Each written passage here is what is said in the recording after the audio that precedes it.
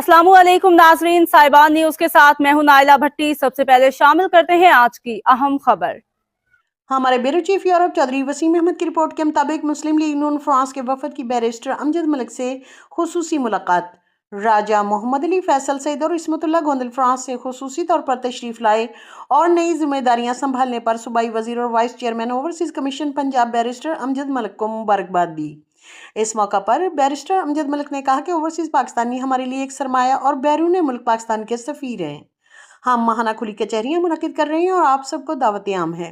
खुली कचहरियां एक ईमानदाराना इंतजामी अमल की बुनियाद रखेंगी। जब साइल को इंसाफ की फराहमी की यकीन दहानी होना शुरू हो जाएगी तो निज़ाम खुद ब खुद इंसाफ के रास्ते में तमाम रुकावटें ख़त्म करने में लग जाएगा। हमने 37 अजला में खुसूसी अदालतें तश्कील दे दी हैं जो 6 माह में मुकदमात का फैसला करेंगी।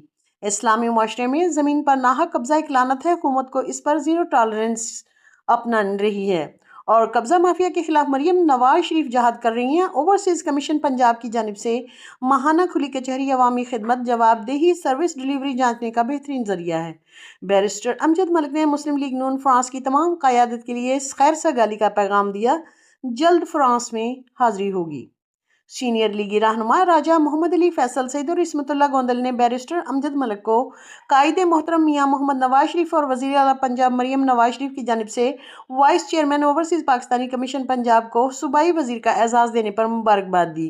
वफद ने कहा कि इस मान सम्मान और इकराम से ओवरसीज पाकिस्तानियों और हमारे फ्रांस चैप्टर और पूरी दुनिया में बसने वाले ओवरसीज पाकिस्तानियों में एक खुशी की लहर दौड़ गई है।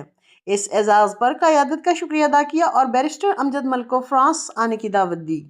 बैरिस्टर अमजद मलिक ने वफद को ओवरसीज पाकिस्तानियों कमीशन का निशान पेश किया। अब तक के लिए इतना ही। मजीद खबरों और अपडेट से बाखबर रहने के लिए देखते रहें साहिबान न्यूज।